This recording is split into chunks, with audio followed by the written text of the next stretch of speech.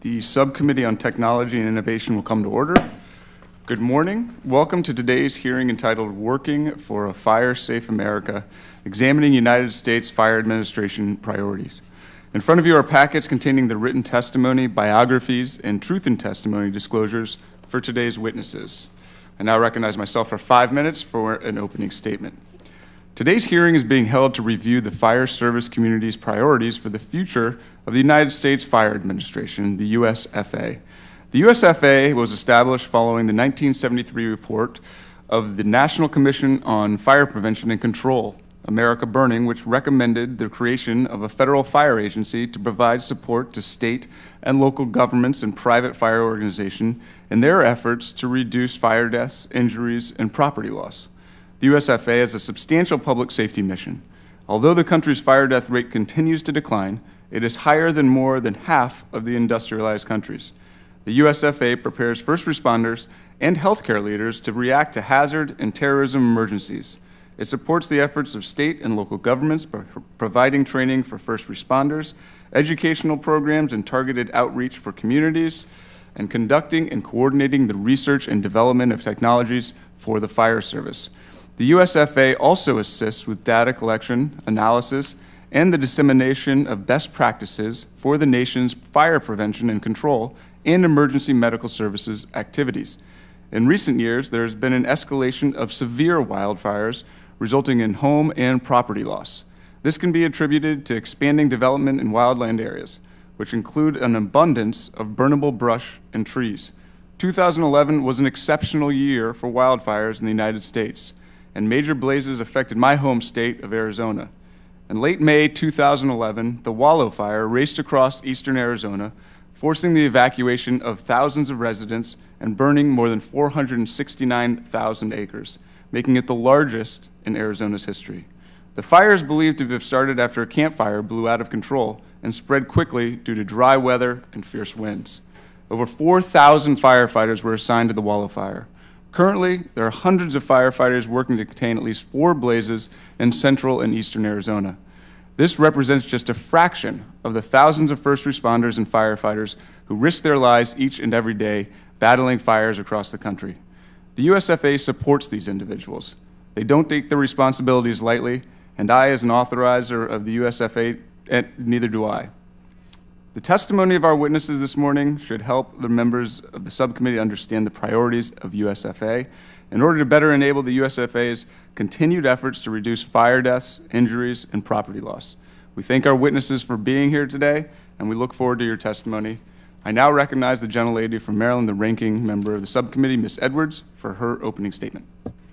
Thank you, Mr. Chairman, and thank you for calling this morning's hearing to examine the activities and priorities of the United States Fire Administration. I'm very pleased to welcome Chief Mitchell and our other witnesses here today so that we can hear more about his vision for the administration. Particularly pleased to welcome my good friend Kevin O'Connor as well as our other witnesses. And I want to thank you for taking the time out of your schedules to be with us. The Fire Administration was created in 1974 with the goal of reducing the number of fire-related deaths by half, from a staggering 12,000 per year. Through the good work of the Fire Administration and our first responders, we met this goal in 1988. The number of fire-related deaths continues to decline, but unfortunately our country's fire-related death rate is still one of the highest in the industrialized world. And it's estimated that in 2009, fire cost the United States over $331 billion in economic and human losses. Chairman Quayle just spoke about the loss in his own state. The Fire Administration continues to play a central role in reducing the impacts of fire and making our communities safer. It is the responsibility for improving the ability of fire departments around the country to respond to fires safely and effectively through research and firefighting training, and for increasing fire prevention and preparedness through public education and awareness activities. Certainly, fires are still a major problem in our country, and the Fire Administration's continued leadership in the area is critical. However, we can't ignore the fact that our firefighters are not just fighting fires anymore. On any given day, our firefighters are rushing to the scene in response to over 72,000 calls that range in scope from a house fire to a car crash to a hazardous material spill to a medical emergency. The truth is that our firefighters are our first responders in all types of emergencies, including terrorist attacks and natural disasters, and the range of training and education they need to be successful must expand and evolve to reflect this reality. As part of the Fire Administration's last reauthorization in 2008, we emphasized the need to advance training in, for example, emergency medical services and hazardous material response. I'll be interested in hearing today about the status of those advances and learn from our witnesses whether the Fire Administration's training courses are in fact meeting the expanded all hazards needs of today's fire service.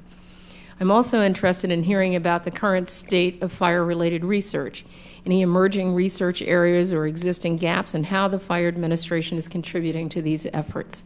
I'd also like to learn more about how the Fire Administration prioritizes its research and investments, and how it coordinates its research activities with other federal entities engaged in fire-related research, including the National Institutes of Standards and Technology and the Science and Technology Directorate within the Department of Homeland Security.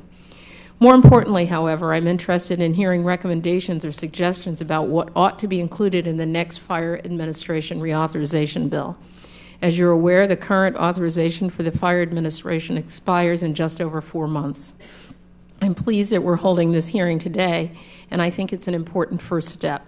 And I sincerely hope that the decision to call this hearing is an indication that there are plans to draft and move a reauthorization bill through this committee in the coming weeks. I hope the chairman will be able to provide some insight into these plans this morning. And as you may be aware, our colleagues in the Senate passed a Fire Administration reauthorization bill through the Committee on Homeland Security and Governmental Affairs just yesterday. I believe we also have an obligation and an opportunity to ensure that the Fire Administration's authority continues uninterrupted, and I look forward to working with the chairman towards that end.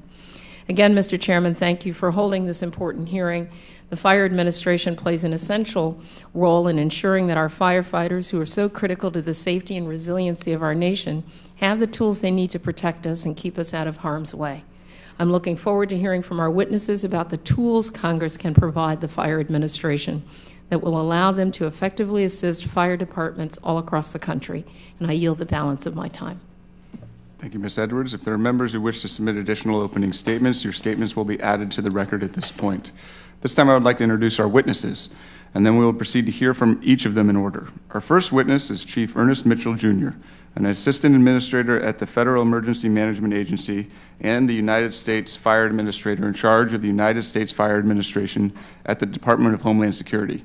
Next, we'll hear from Dr. John Hall, Jr., who is the Division Director of Fire Analysis and Research at the National Fire Protection Association. Dr. Hall has been active in fire analysis and fire research for nearly 35 years. Our third witness is Chief Jim Critchley. Chief Critchley represents the Tucson Fire Department in my home state of Arizona and also currently serves as the president of the Western Fire Chiefs Association. Our final witness is Mr. Kevin O'Connor, assistant to the general president for the International Association of Firefighters. Thank you again to our witnesses for being here today. As our witnesses should know, spoken testimony is limited to 5 minutes each. After all witnesses have spoken, members of the committee will have 5 minutes each to ask questions. I now recognize our first witness, the United States Fire Administrator Ernest Mitchell. Good morning, Chairman Quayle, Ranking Member Edwards, and distinguished members of the committee. My name is Ernest Mitchell Jr. I'm an Assistant Administrator at the Federal Emergency Management Agency and the United States Fire Administrator in charge of the United States Fire Administration at the Department of Homeland Security. It is indeed an honor to appear before you today to discuss the U.S. Fire Administration. The Fire Administration is committed to providing national leadership to foster a solid foundation for our fire and emergency services stakeholders in prevention, preparedness, and response. In my testimony today, I will share an overview of the Fire Administration's core functions, major priorities, and present activities and goals. Despite making progress over time, fire losses in the United States have been higher than in most of the industrialized world. This has held true in both fire deaths and dollar loss rates. Thousands of Americans die each year and thousands more are injured. Property losses reach billions of dollars. Average annual fire losses in the United States greatly exceed those from floods, hurricanes, tornadoes, earthquakes, and other natural disasters combined in our country. The Fire Administration is a national leader in providing fire safety and prevention programs to help decrease tragic losses. We also lead the way in preparing communities to respond to fires and other hazards in the line of FEMA's whole community approach to emergency management. We are supporting the efforts of local communities to reduce the number of fires and fire deaths, and it champions federal fire prevention and control efforts and coordinates information about fire programs throughout the country. There are 4 traditional stars of the Fire Administration and 1 relatively new or budding star that we have initiated more recently. 1 is data collection. The National Fire Data Center administers a national system for collecting, analyzing, and disseminating data and information on fire and other emergency incidents to state and local governments and the fire community. 2 is through public education and awareness. Through partnerships and special initiatives, the Fire Administration involves the fire service, the media, other federal agencies, and safety interest groups in the development and delivery of fire safety awareness and education programs. 3 is training. The National Fire Academy offers educational opportunities for the advanced professional development of the mid-level and senior fire and emergency medical services officers and allied professionals involved in fire prevention and life safety activities. 4 is research and technology. Through research, testing, and evaluation, the Fire Administration works with public and private entities to promote and improve fire and life safety. Research and special studies are conducted on fire detection, suppression, and notification systems, as well as issues related to firefighter and emergency responder health and safety. 5, and the more recent, is technical assistance and response. It's a recent initiative for the Fire Administration in developing a national firefighter deployment strategy. The mission's purpose is to establish an overall multidisciplinary response and recovery support mechanism for FEMA by establishing a structured approach to engaging and enhancing access to the nation's structural fire and emergency medical services skill sets, thereby expanding the capacity for responding and providing faster, coordinated efforts to contain and minimize losses of life and property during disasters. Within the scope of these efforts, it is essential that we work on multiple levels and with a wide variety of partners. We engage governmental and private stakeholders and partners in evaluating programs that will address the emerging fire, emergency medical, and disaster response needs. One example is our collaboration with the National Fire Protection Association on the Home Fire Sprinkler Coalition. And the mission of that coalition is to inform consumers about life-saving benefits of installing home fire sprinkler systems. The more recent or emerging star has been utilized already at this point to respond to disasters and has resulted in some success. We provided technical expertise and assistance during the development of all hazard management teams across the country.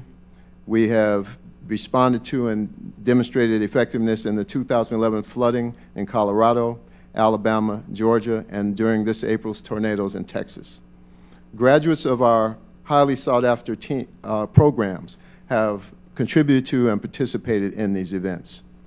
Given the dynamics of our times, the Fire Administration has identified 5 broad goals as a framework to provide national leadership on fire safety issues.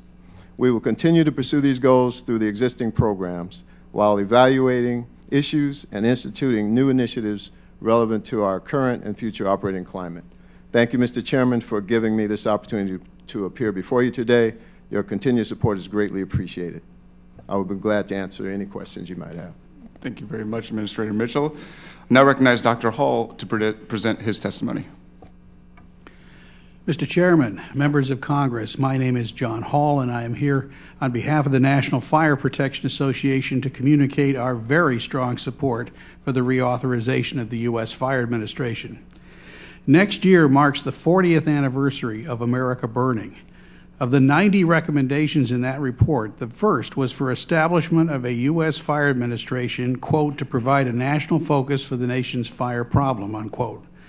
The report also identified tasks appropriate to the federal role in what would continue to be primarily a local responsibility. Quote, technical and educational assistance to state and local governments, collecting and analyzing fire information, conducting research and development in certain areas, and providing financial assistance when adequate fire protection lies beyond a community's means, unquote. The USFA has maintained this mandated focus throughout its existence. The report also set out ambitious goals, saying, quote, a reduction of 50% in deaths, injuries, and property losses is quite possible within the next generation, unquote. How has America done on this goal? Civilian fire deaths declined by about 60%. Firefighter on-duty fatalities declined by half. Civilian fire injuries by about 40%. Firefighter injuries by about a third. And direct property damage adjusted for inflation by about 1/4. Even so, we still have some of the highest fire loss rates in the developed world. We know how far we have come, but we also know how much better we can do because we see greater safety in countries like us. And thanks to the National Fire Incident Reporting System, NFIRS, used with the NFPA survey, we have a greater ability to target problems and to design and evaluate programs than any other country in the world. In the years since the USFA was founded, the Fire Service has transformed itself into an all-hazard emergency response force. Reported fires have declined by more than half since 1980. However, hazardous material responses have more than doubled and medical aid calls have more than tripled. Imagine a gasoline tank truck rolling over on a highway in a small community. The truck was built and loaded in other states and crashed on an interstate built and maintained by the federal government. The fire department will be expected to contain the spill and clean up in accordance with state and national environmental regulations using training and personal equipment in compliance with national consensus standards. It is far from easy to find the local responsibility in such an incident. Now add in natural disasters, terrorist attacks, and fire scenarios unheard of 2 decades ago, such as a burning building with a roof covered with photovoltaic solar power cells. We have asked our fire service to perform more varied tasks at more varied emergencies with more rules whenever something goes wrong. They have responded to every challenge and everything we have asked of them. But it takes a nation to save a village. They need our help. For nearly 40 years, the USFA has been there. Recent surveys of fire service needs conducted by NFPA in cooperation with the USFA have found the following.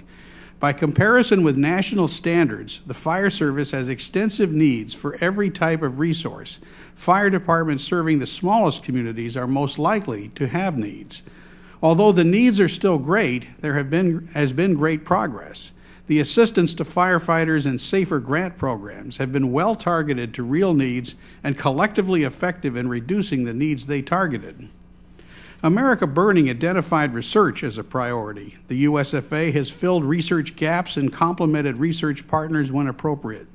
Some major current or recent projects the USFA has led or supported include the following: the next generation of home fire alarms, the next generation of firefighter personal protective clothing, safety in the wildland-urban interface, and decision support tools for dealing with unwanted alarms. NFPA salutes Chief Ernest Mitchell, newly confirmed fire administrator and latest in a distinguished line of leaders who have headed the USFA. We look forward to working with him. So, to sum up, NFPA urges you to reauthorize the USFA. We urge you to provide requested funding for the USFA, its research program, the Academy's training program, the grants programs, and NFIRS. The USFA does great work, they have made a great difference, and they can and will do more, all in keeping with the original vision of an agency that would provide a national focus on fire through effective actions appropriate to a federal role. Thank you very much for the opportunity to speak with you on behalf of NFPA, and like Chief Mitchell, I will be happy to answer your questions. Thank you, Dr. Hall. I now recognize Chief Critchley for 5 minutes to present his testimony. Good morning, Chairman Quayle and Ranking Member Edwards. I am Chief Critchley of the Tucson Fire Department and the President of the Western Fire Chiefs Association. I am also a member of the International Association of Fire Chiefs.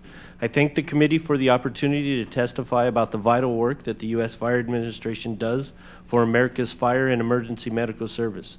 It is important to recognize the major accomplishments that have taken place since the USFA was created in the 1970s. In 1978, 172 firefighters died in the line of duty. In 2011, we had 83 firefighters, a decline of more than 50%. In 1978, we have seen a number of civilian fire deaths also drop over 50% to a little over 3,000 in 2010. United States Fire Administration has played a major role in these accomplishments through fire service training, public education, and research. As a local chief, I would like to especially emphasize the importance of the National Fire Academy, which used online learning, train-the-trainer programs, on-campus classes, and other educational tools to train more than 500,000 responders in 2007 through 2011. I am proud to be one of the more than 6,000 Arizonans who have completed the NFA classes during this time period. A highlight of NFA's curriculum is the Executive Fire Officer Program. This program is a gold standard for developing transformative fire officers ready to deal with the nation's future challenges. As a local fire service instructor, the NFA provides educational material based on national best practices to help me train the next generation of fire service leaders. This common training provides interoperability at the incident scene of many national disasters. The USFA also provides excellent data through the National Fire Data Center and the National Fire Incident Reporting System. The NFIRS allows local fire departments to report incidents in their area and identify national trends. For example, I use the USFA report to compare their statistical data in the incidents that I have in Tucson. This capability allows me to prepare for the future threats that may to my citizens. The USFA's budget already has been reduced 25% over the past decade. Fiscal year 2013 Department of Homeland Security appropriations bill would cut the USA budget by an additional 3.5%. These proposed cuts will reduce classes at the NFA, eliminate many important prevention programs. They will also cancel the final stages of the NFIRS modernization effort. My organizations urge Congress to restore the funding to USFA. Fiscal year 2011 budget of only $45 million is not a large federal spending program. However, the agency plays an effective role in the inherently governmental function of protecting the American public. We also would like to express the support for the efforts to clarify that the USFA should be the lead agency of non-wildland fire incidents in the emergency support function number 4, the firefighting annex. The USFA and the U.S. Forest Service currently have a memorandum of understanding which allows the USFA to act as a support agency for ESF-4. Local fire departments work well with the Forest Service in coordinating ESF-4 for wildland fires. However, based on its relationship with the nation's fire and emergency services, we think that the MOU should continue with the USFA playing a stronger and primary role in structural events, terrorist attacks, and non-wildland fire incidents. In addition, we support the establishment of teams of firefighters that can quickly deploy in the event of a major all-hazards disaster. As we witnessed in Arizona last year, local fire departments are the first on scene and the last to leave the incident.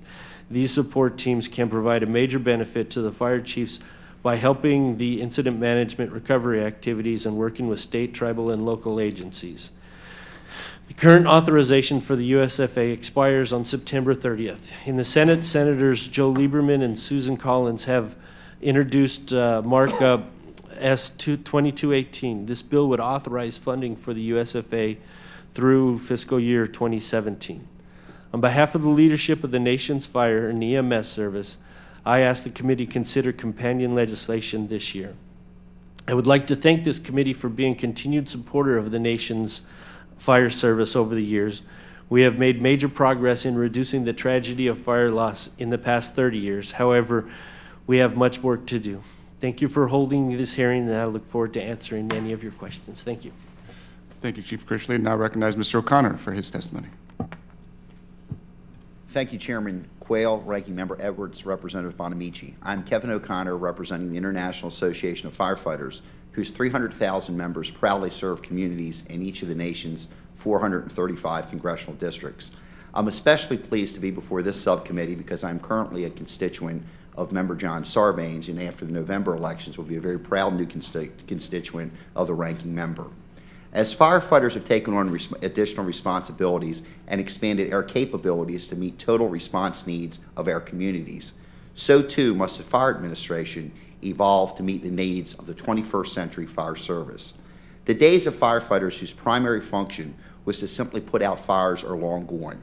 Today's firefighters are well educated, highly trained and skilled, all-purpose emergency responders with broad responsibilities ranging from EMS, hazmat response, WMD, and all hazards response. Most significantly, your firefighters are always the first boots on the ground for any man-made or natural disaster. The prevalence of fire-based EMS delivery systems requires the agency to fully integrate EMS training and preparedness into its mission. Although USFA is beginning to move in that direction, we want to ensure that EMS be afforded its appropriate recognition and attention. While the Fire Administration continues to integrate all hazards training and preparedness into all of its programs, it must work to change the perception that it is primarily focused simply on fire. One way that perception problem may be solved is to simply change the agency's name to reflect its current mission. The U.S. Fire, EMS, and All Hazards Administration, or similar branding, would better describe the expanded role of both the modern fire service and the agency. After the well-publicized problems stemming from Hurricane Katrina, Congress rightly took steps to revamp our nation's approach to emergency response. USFA is currently working to develop a better means of coordinating existing state and local response for disaster deployment. Currently, the agency is considering organizing firefighters and other responders to support FEMA disaster response and recovery efforts. The IAFF fully supports this endeavor, but we must ensure that firefighters are appropriately utilized and deployed during any disaster. During the delayed response to Hurricane Katrina, FEMA called up 1,000 firefighters to serve as community relations officers, tasking them with the distribution of flyers instead of deploying these well-trained responders to the front line where their presence was desperately needed. Frankly, it was a tragic waste of resources and capabilities. The IAFF hopes to partner with USFA and FEMA to ensure that personnel resources are properly identified and utilized during emergencies. The best way to accomplish that goal would be to establish a national firefighter credentialing system. In the past, too many well-meaning firefighters have self-dispatched to an emergency, but many of those firefighters have lacked the requisite training and experience to operate effectively. A national credentialing system will alleviate that uncertainty by typing responders and departments based on training and certification levels. This will enable incident commanders to make the most appropriate use of their most valuable resource, personnel. The establishment of a credentialing system has been in the development at FEMA since 2006. There is simply no excuse for this long delay. The project needs to be completed. Most importantly, USFA serves as a voice of the fire service within federal government. Unfortunately, the Fire Administration's ability to represent the fire service at the federal level is compromised by lack of adequate funding. USFA has long struggled to function with insufficient and sadly diminishing resources. The current authorization level of $76.5 million must be maintained for the agency to carry out its mission, and I urge this subcommittee to retain or even increase the current authorization level. Rest assured, we will be making the same case to your colleagues in appropriations. Lastly, I'd like to address a prior congressional recommendation that, in our view, USFA has been slow to implement. The U.S. Fire Academy has successfully furthered professional development of fire service through training and education. Today, the Academy offers distance learning training locally sponsored at centers throughout the states to expand its ability to serve individuals who are unable to attend training at Emmitsburg. To expand the Academy's reach, Congress authorized USFA to partner with nationally recognized organizations that have established fire service training programs to deliver a portion of the agency's training. Organizations such as the IAFF provide excellent partners to conduct this real-world training that few institutions can match. Through such partnerships, USFA could easily and cost-effectively increase the number of firefighters that benefit from its training programs.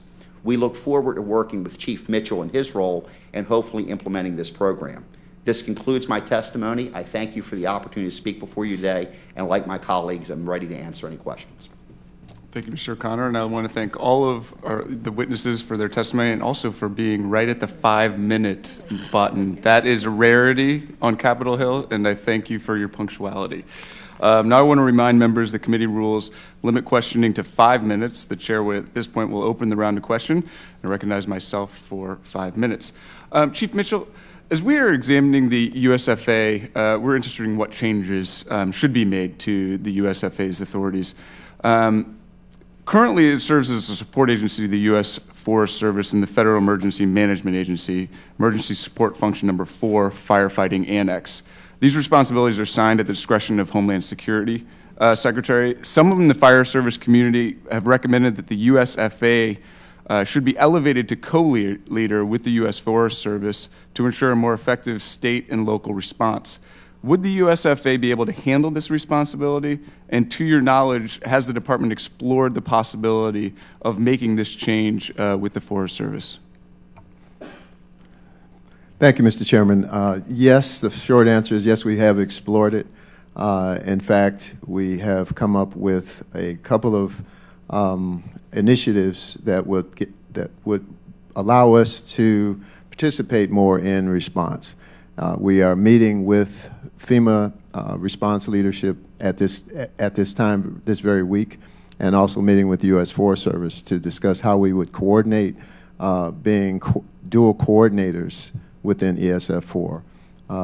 We have a lot of ideas on how we could do that, and partnering with the other fire service non-governmental organizations and state and regional agencies to provide some level of coordination to disaster response across the country through some of the existing mutual aid agreements and contracts. And so there was a point where we wondered if we had that authority. We've talked with our legal folks and we do find that FEMA administrator has the authority to write us into that program. And so right now we're just trying to coordinate that effort with the Forest Service and do it in a way that is acceptable to all the parties involved. Okay, great. Thank you. And Chief Critchley, how would having the USFA serve as the co-leader to the U.S. Forest Service under ESF4 strengthen and complement the fire service response to all hazards?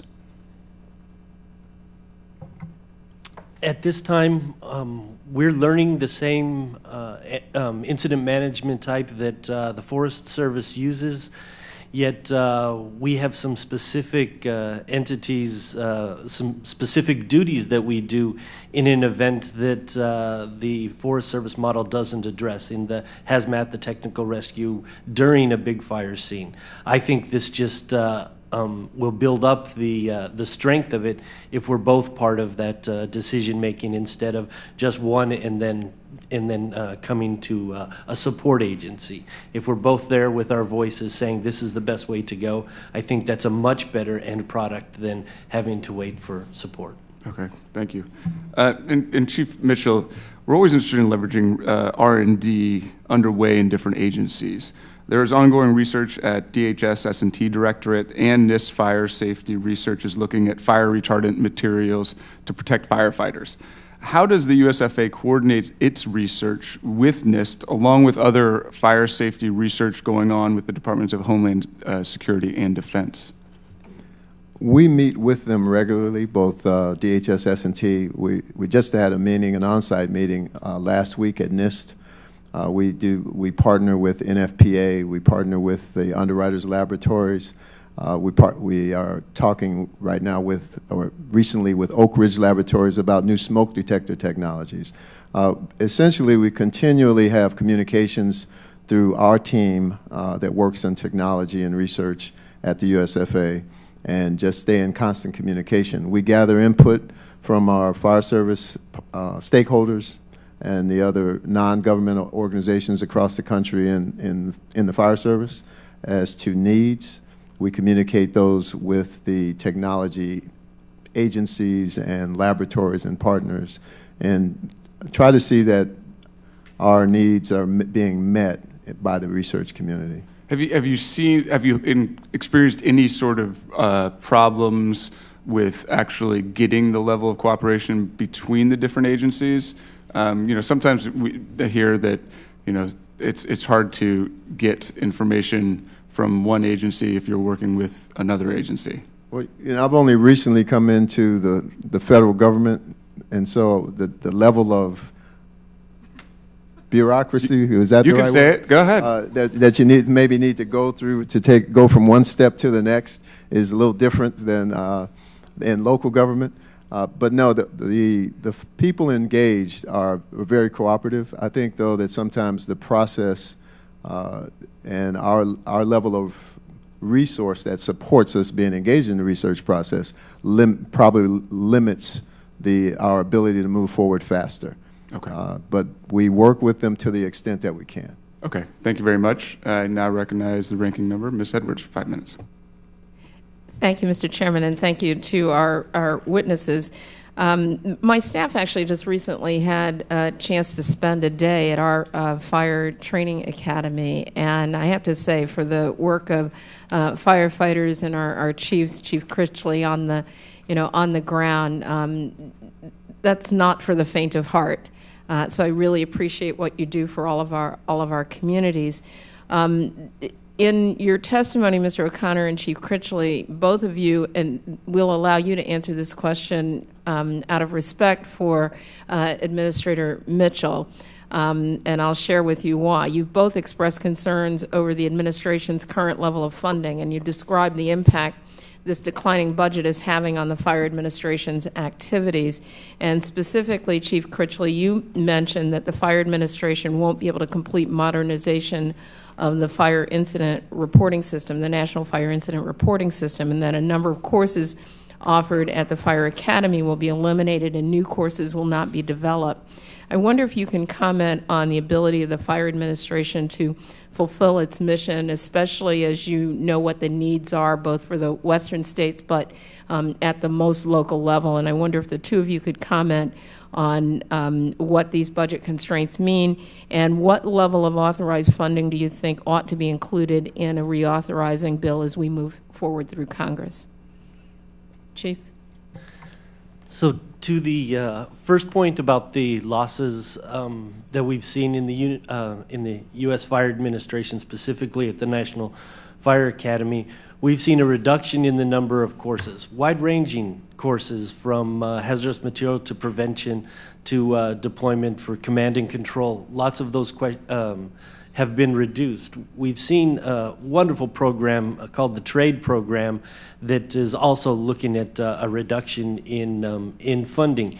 In the Trade Program is where I met Fire Chief Garrett Olson for the very first time as training officers, which builds a network across the nation about doing the right thing with our training. That I'm worried that may be lost in it. The Executive Officer Program, what an outstanding way to educate a continuum of leaders in the fire service so that we're thinking forward instead of staying the way we are, because we're all going to have to change. Those are issues that I would be concerned about with being cut. On the modernization of the NFIRS, right now we get reports, lots of reports for how it relates to the NFPA data, wonderful things for us to do. But I'm wondering if there's a way that we can do real-time numbers and we can get to finish this so that we can have numbers associated that we can compare our organization to.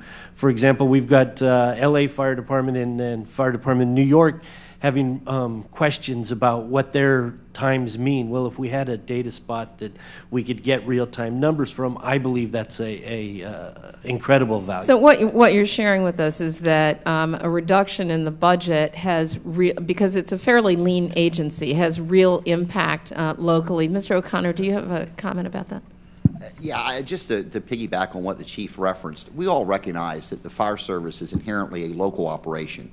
But the chairman referenced the landmark America's Burning in 1973, and frankly, Congress recognized in federal government that there needs to be an agency that is a voice of the fire service. And you described it as being very lean, and that's correct. Some of my testimony was predicated on EMS, other issues such as credentialing. I don't offer that as a criticism. With the limited resources that are consistently diminishing, USFA is having a hard time doing its job. And the simple reality is the authorization level is great. It needs to be at least at the current level, but it certainly needs to be appropriated. This is a lean agency. There's not a lot of fat there, and it's supporting over 300,000 professional firefighters and probably twice and a half as many volunteers across the country in every community. And we just really encourage Congress to recognize that this is an efficient use of federal funds.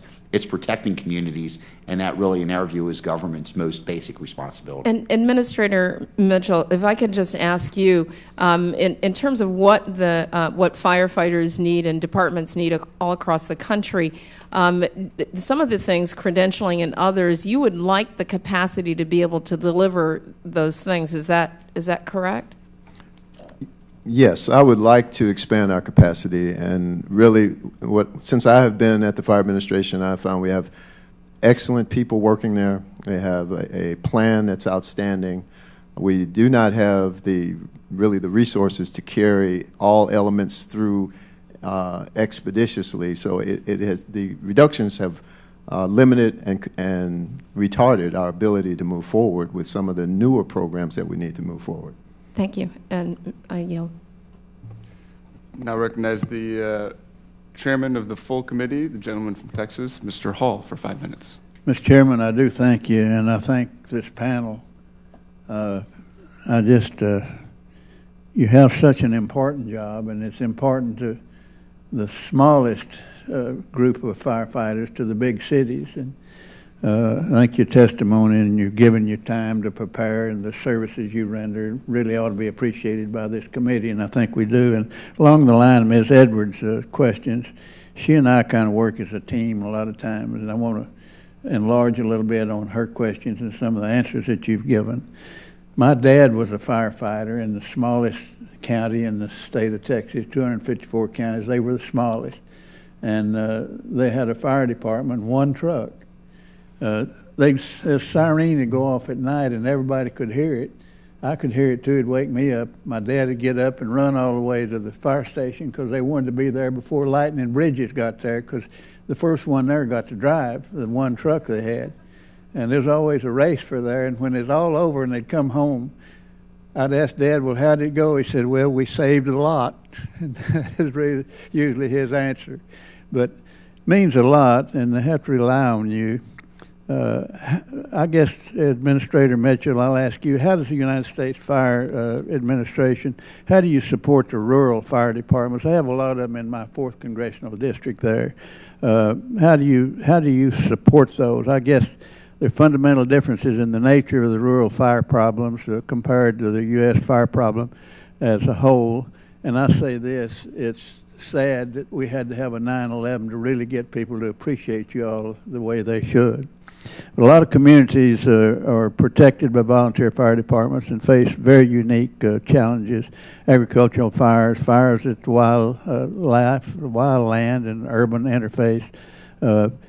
Does the USFA offer training especially tailored to volunteer firefighters? And what type of resources have you developed to assist fire departments operating in rural communities? I guess you want me to repeat that, Mr. Mitchell? I think I get it. Thank you, Congressman. Well, I didn't think you'd want me to repeat it. Okay. Yes, we have courses specifically tailored toward volunteers. Largely, what we have are offerings of those courses. We've worked with the volunteers to try to make them more available, recognizing the difficulties in having the time to get additional training. So we work more to expand the online offerings and the in-the-field courses that go out through the state fire training. Much of the basic training is done locally, and so those are handled outside. What we do try to do or do on a larger basis is a lot of that online. With respect to rural areas and wildland, we have courses in development right now for wildland urban interface fires to protect those structures close to the wildland. And we have some wildland courses that are being offered through the National Wildland Coordinating Group. So I guess the overall answer is that we're reaching out, trying to make the courses more available to the volunteers and working with the volunteer associations also that help that to happen. Thank you for that, and I think it's very important. I yield back my time, Mr. Chairman. Thank you very much, Mr. Chairman. And I now recognize Ms. Bomenici for 5 minutes. Thank you very much, Mr. Chairman. I want to join the other members of this committee in thanking you all for the work that you do to keep our communities safe. Administrator Mitchell, in your testimony, you talked about the indirect costs of fire and estimate that, according to your testimony here, the indirect costs, which include things like lost business, medical expenses, temporary lodging, psychological damage, may be as much as 8 to 10 times higher than the direct cost of fire. And that just emphasizes the importance of training and education and prevention. And I know that right now many communities, not only in my district and state, but across this country, are struggling and don't have the resources they need at the local level to do all the work that they need to do. And so what I'd like you to do, maybe Dr. Hall, because you mentioned this in your testimony, can you talk about the progress that's been made with the areas that are targeted, for example, with the assistance to firefighters and the SAFER grant programs? Can you comment about how these programs have really contributed to addressing the challenges that are faced by our local fire service districts? Yes, I'd be glad to. Thank you. We have conducted 3 needs assessment of surveys of the fire service, and the second and third we accompanied with a matching analysis looking at how the needs had been affected by the grants that people had gotten in the years before the survey was conducted. And what we found was that the particular types of needs that were especially targeted by the AFG and SAFER grants tended to show the biggest improvements over the 10 years between the first and the last. These improvements were all sizes of communities, from the big cities to the small rural volunteer fire department areas that Mr. Hall was talking about. So it was, what we got was the grants are very well targeted, they're very effective. The only limit on the degree of improvement in need that we've seen is that there's limited funding. They have accomplished as much as could have been expected given the amounts of the grants that were out there. And so to us, the roadmap was fairly clear. If you want to get these needs really far down, you need to, as the other speakers have said, maintain the funding and, if possible, increase the funding for these grants. Now, another thing that we looked at in the grants program, in the needs assessment, was training. Do they have the training? Do they have the certification for various different tasks? And here again, we saw improvements in need, but still very great needs. And this ties back to the outreach programs that are being conducted from the Academy. Thank you. Now, in my state of Oregon, we pride ourselves in sustainability and green buildings. So when somebody mentioned the rooftop covered with photovoltaic cells, that sounded like back home. So could you talk a little bit about the work that's being done to make sure that new methods and tactics are developed for fighting fires in green buildings? I think that was my statement that you're reacting to, Congresswoman. Thank you. There is an active project at NFPA that is in cooperation with the Fire Administration and with other key entities to try to develop best practices. How should you adjust your way of fighting a fire in order to identify that this particular hazard is there when you show up, and then to decide how you avoid shock hazards and other sorts of things in the course of fighting the fire. It's not only going very well in terms of producing results, but I think it's something of a role model project for how new hazards can be incorporated into the best practices of the fire service in general. Thank you very much, and I yield back. Thank you, Mr. Chairman. Thank you. And now recognize the gentleman from Illinois, Mr. Lipinski, for 5 minutes. Thank you, Mr. Chairman. I thank all the witnesses for their testimony. Obviously, very critical issue here. We're talking about fire safety. In the written testimony, both Mr. O'Connor and Mr. Mitchell, you both highlight one area in which you think the USFA can do more is in training. And Mr. O'Connor, you specifically mentioned that USFA has been slow to implement Congress's recommendations that the USFA partner with organizations that have established fire training programs. So I want to ask Mr. O'Connor, can you tell us more about IAFF's training programs and how they can help the U.S. Fire Academy expand the reach of its classes?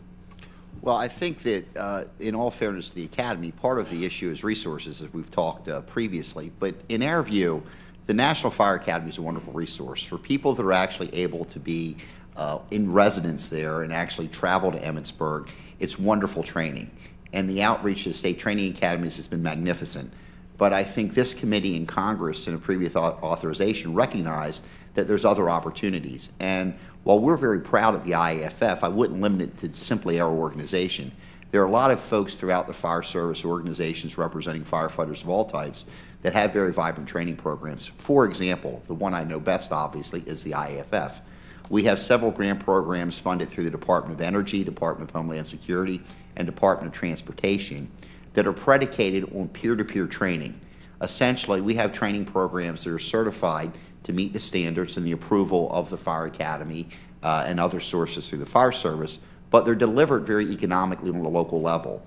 Meaning, if there's a need for a training course in hypothetically a town in Oregon, we would find instructors who are already trained and certified in Portland. Their day job may be being a firefighter in Portland or Medford or somewhere else, but they would be dispatched to this area that needs training and basically only be compensated for the period that they're actually training. They're spread geographically across the nation, so it's a very efficient and economical way of delivering the training. That cadre of instructors currently exists, and if we were contracted or through some mechanism be allowed that opportunity to put these programs in the field, and again, I don't limit this simply to the IAFF, but it is certainly a very good model of training. It's especially effective because it's not just an academic setting, it is an actual firefighter who may be an expert in hazmat response training other firefighters in that discipline. So there's that natural respect and camaraderie, and it's just a very good way of expanding training profiles and getting a curriculum in the field that you avoid travel cost and residency and things of that nature. Thank you. I want to turn the rest of my time over to the issue of fire grants. In 2009, again in 2011, I helped introduce legislation to reauthorize the fire grant program. Unfortunately, neither of these initiatives have been passed into law. The reauthorization legislation would make these grants more accessible to fire departments across the country and bring stability to the crucial source of funds for local fire authorities. Dr. Hall, in your testimony, you speak to the importance of these grant programs and the effects they have had in our communities. Can you comment on the importance of reauthorizing these programs and your thoughts on proposed changes in the reauthorizing language? Thank you, Congressman. Yes, we have considerable analysis, which was done in association with our needs assessment surveys, to demonstrate the good targeting and the effectiveness and the cost effectiveness of the grants programs in all kinds of different resource areas. We have made the results of those studies available to every member of Congress and their staff, and would be happy to discuss these things in detail at your discretion. I do not honestly have any suggestions or thoughts on the reauthorizing language. I know our Washington, D.C. office would be more than happy to discuss that kind of detail with any of you and your staffs as you go forward. All right, thank you. I appreciate that, and hopefully, I know certainly will continue to take advantage of that opportunity. I hope my colleagues do also. And with that, I will yield back the remainder of my time. Thank you, Mr. Lipinski. I'm now going to open it up to a second round for those who would like to ask additional questions. Now recognize myself for 5 minutes. There's been a lot of discussion about resources, and I understand that over the course of a number of different years that the authorization level has been up to $70 million for the USFA, and then the appropriations actually came in much lower than that. And I think in the 2013 House funding bill, basically it provides $42.46 million, which is right about the same level that the request from the president in his budget. I know that that's not the level that you would like. But I do think that this hearing has been very informative to see what the priorities of the USFA and how we can support your endeavors in very tough budgetary times.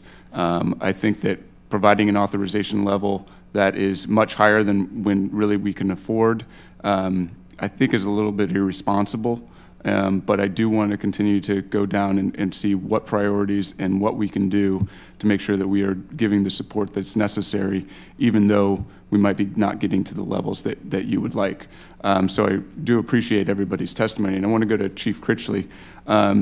Chief Mitchell was talking about how wildfires are becoming a more significant threat. As you know, Arizona is currently battling 4 wildfires in the central and eastern part of the state, and we had the Wallow Fire last year, and we continue to see this. Can you say, kind of give me some insight on why are wildfires becoming a more significant threat? Is it forest management policies, such as ensuring that we are keeping fuel loads low and trees thinned to a healthy level, or patterns of development because people are moving closer to forests, or is it a combination of both? Thank you.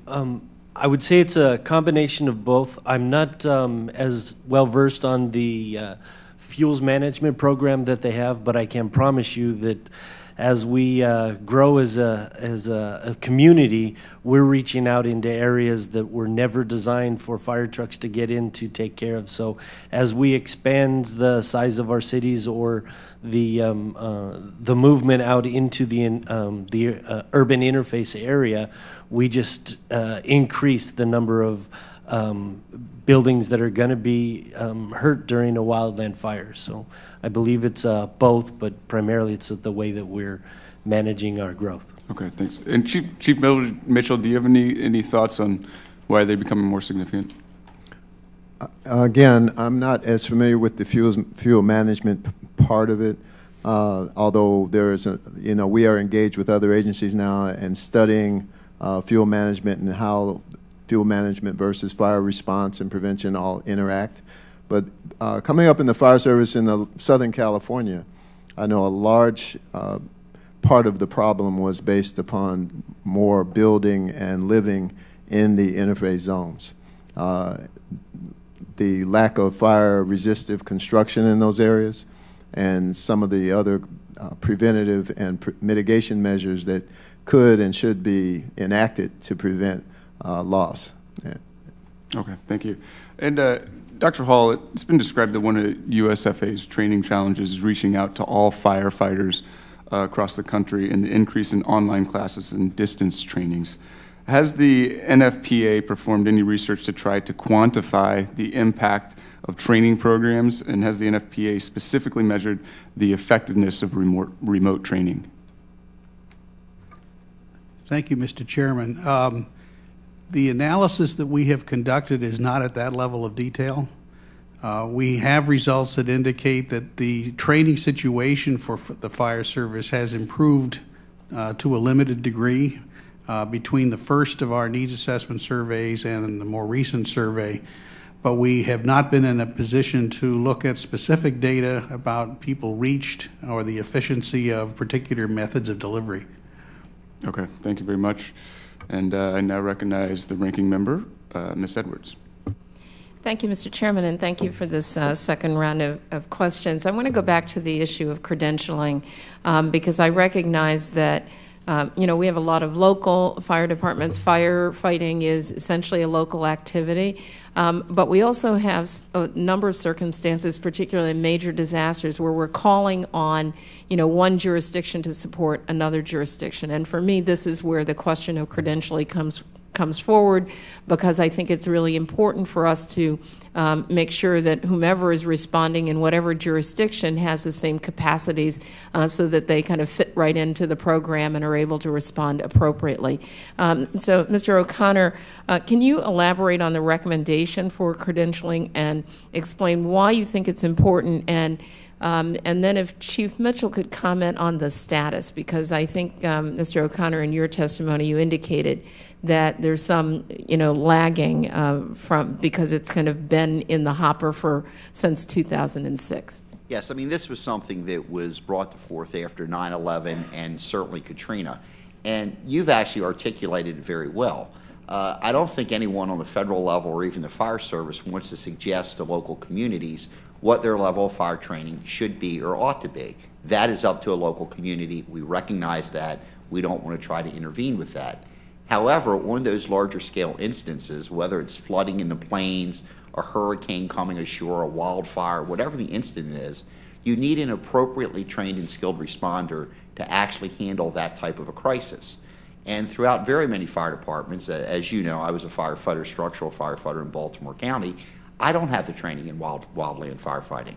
So it would be useless to have me dispatched to that type of an incident. So the point of this is to make sure that incident commanders, and there is some type of, if you will, clearinghouse or databasing, that firefighters and departments are actually typecast so that you know what training, to what level of responder is trained. It simply makes common sense, and I think everyone recognizes that.